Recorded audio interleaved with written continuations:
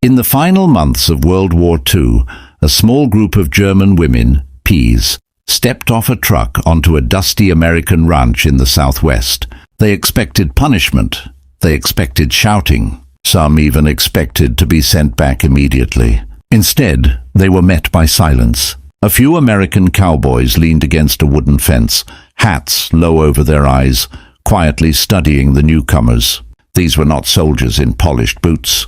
These were working men, sunburned faces, calloused hands, worn denim, and horses tied nearby. An American officer read from a clipboard. The women would be assigned light farm duties, sorting supplies, helping in the kitchen, basic work only.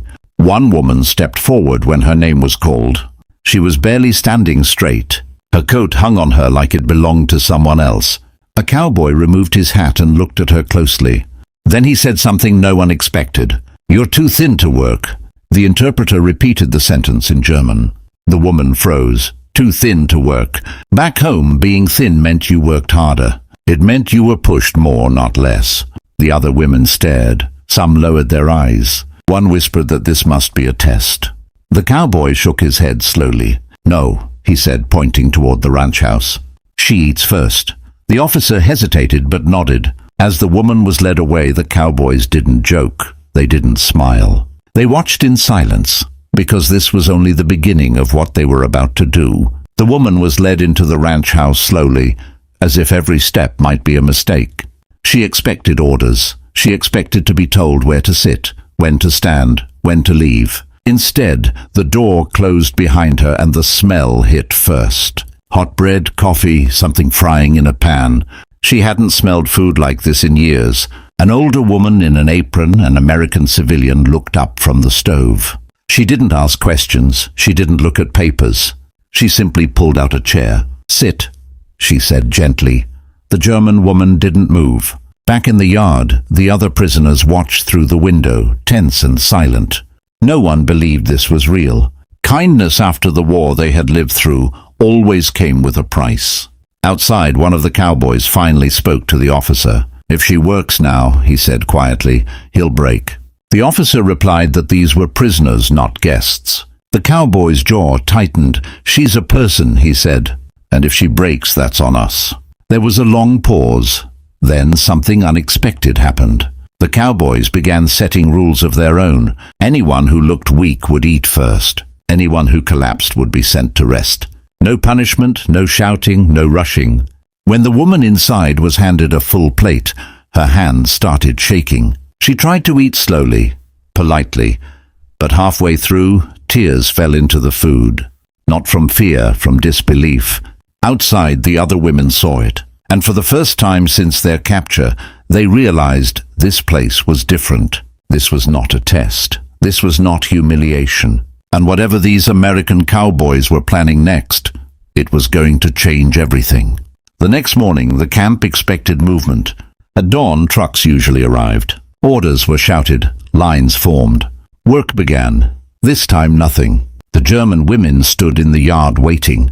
Some had slept better than they had in months. Others hadn't slept at all, afraid the kindness would be taken back. An American officer checked his watch and frowned. "Why aren't they moving?" he asked. One of the cowboys leaned against the fence, arms crossed.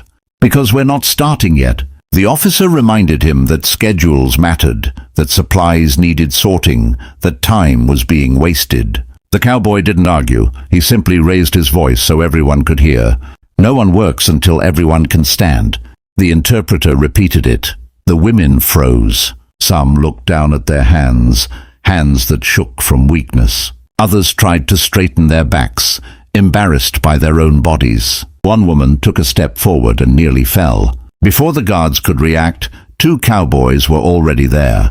They steadied her gently as if she were family. "Sit," one said. "Rest," said the other. The officer snapped that this was turning into a problem, but the cowboys had already made their decision. They cancelled the morning labor, then the afternoon work, then the next day's assignments. Instead, they brought water, blankets, extra food. Word spread fast through the camp. Not shouting, but quiet orders. Not punishment, but patience. By the third day, something changed. The women began to walk differently, slower but steadier. They talked more. One even laughed softly while washing her hands, then stopped herself, surprised.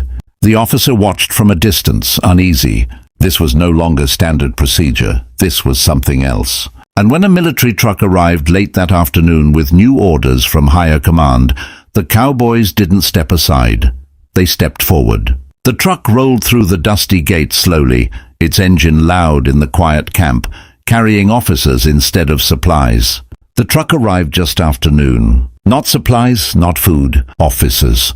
They stepped out stiffly, boots clean, expressions unreadable. Papers were unfolded, questions were asked. The camp commander gestured toward the yard, ready to explain. But the explanation never came. Instead, the officers saw it themselves. The women were not lined up like before. They stood in small groups. Some sat on benches. Others leaned against fences, talking quietly in the warm afternoon sun. No one was rushing them. No one was shouting. The yard looked more like a quiet ranch afternoon than a prisoner labor camp. One officer turned sharply toward the Cowboys, his face tightening with confusion and concern. "This is not how prisoner labor camps operate," he said firmly. The oldest cowboy stepped forward slowly, boots pressing into the dust. His hat stayed low over his eyes as he spoke in a calm, steady voice. "Then don't call it labor," he said. "Call it recovery." The words hung in the air.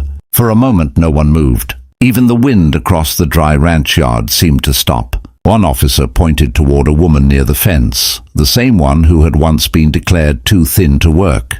She was standing now, steady on her feet, speaking quietly with another woman. "She's walking now," the officer said. "She wasn't before." The cowboy nodded once, slow and certain.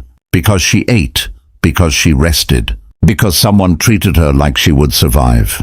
The officers exchanged silent looks. No one argued. The papers in their hands suddenly seemed less important than the quiet proof standing in front of them across the yard. That afternoon the orders changed. The women would not be sent back to heavy labor. They would remain under care until they could safely work again or be transferred home. When the news was translated, the women didn't cheer. They didn't shout or cry out.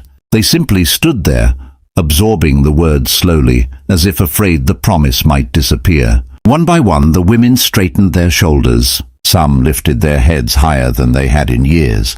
The quiet strength returning to their bodies was visible to everyone watching. A few days later, when the transport trucks finally arrived, the Cowboys lined the wooden fence again. Hats were removed, no jokes. No loud voices, just silent respect. The woman who had eaten first stepped toward the truck with the others. Before climbing aboard, she turned back once toward the ranch house and the fence line. She didn't wave, she didn't speak. She simply stood upright for the first time in years. And the Cowboys watched until the dust settled, knowing they had done something the war would never record. The trucks disappeared beyond the dusty road, but the ranch stayed quiet long after. The Cowboys remained by the fence, hats still in their hands, watching the empty horizon where the women had just gone. None of them spoke at first. The wind moved slowly through the dry grass. One younger cowboy finally broke the silence. He asked if anyone else felt strange about the whole thing. Not bad strange, just the kind of strange that comes when something heavy finally lifts and leaves the air lighter than before.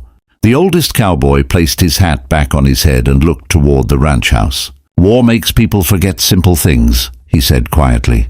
"Things like food, rest, dignity, and patience. Sometimes the smallest kindness feels bigger than any victory."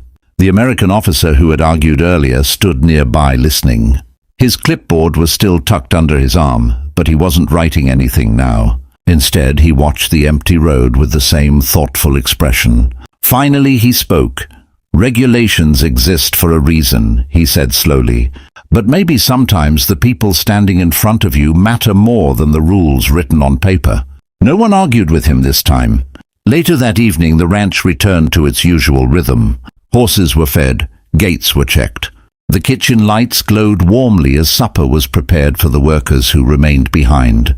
Yet something about the place had changed. The quiet felt different. The Cowboys moved a little slower, as if they were still thinking about the women who had stood in that yard only days earlier. One cowboy paused near the fence where the women had gathered each morning. The dust still held faint footprints, small marks pressed into the ground by tired boots.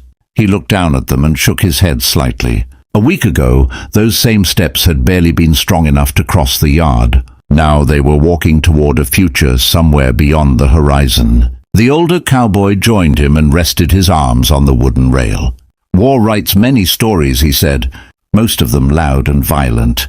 "But the quiet ones matter too. Stories where no shots are fired. Stories where someone simply decides another human being deserves a chance to stand again."